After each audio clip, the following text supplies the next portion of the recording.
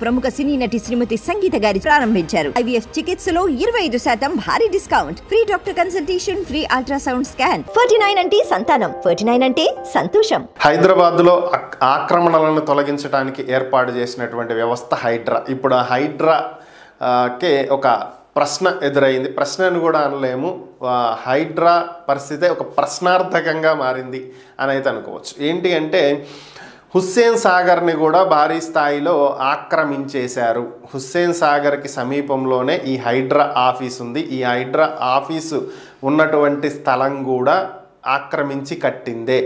So కాబట్టి ముందు హైడ్రా తన కార్యాలయాన్ని కూల్చివేసుకుంటుందా అని చెప్పి సోషల్ మీడియాలో పోస్టులు వైరల్ అవుతున్నటువంటి పరిస్థితి. మరి దీంట్లో ఎంతవరకు వాస్తవాలు ఉన్నాయనేది తెలియాలి. హుస్సేన్ సాగర్లో కూడా ఆక్రమణలు జరిగి ఉండొచ్చు, జరగవు అని అయితే చెప్పడానికి వీల్లేదు. సో కాబట్టి ప్రస్తుతం మనం చూస్తున్నటువంటి ట్యాంక్ బండ్, నెక్లెస్ రోడ్ ఇవి గతంలో ఇంకా దూరంగా ఉండుండొచ్చు. అవన్నీ పూర్తి చేస్తూ ఇక్కడ వరకు వచ్చి ఉండొచ్చు. మరి హుస్సేన్ సాగర్ పరిధి ఎంతవరకు అనేది రెవెన్యూ లెక్కలు చూస్తేనే తెలుస్తుంది.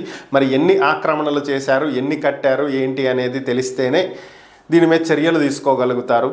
ముఖ్యంగా ఏంటంటే ఇలా చెరువులను పూర్తి చేసి కట్టడమే ఈరోజు హైదరాబాద్ మునిగిపోవటానికి కారణం.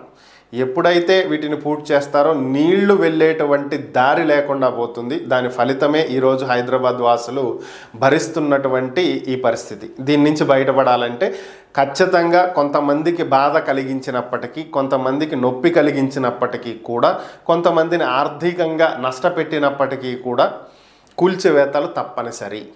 దానివల్లే ఒక 5గురు కోసం చూసుకుంటే ఒక 100 మందిని సేవ్ చేయలేం కదా. సో కాబట్టి కొలట్రాల్ డ్యామేజ్ అని అయితే నేను అనను, కానీ కొంతమంది నష్టం భరించాల్సి వచ్చినప్పటికీ కూడా భవిష్యత్తు బాగుండాలంటే ఇవి తప్పవు.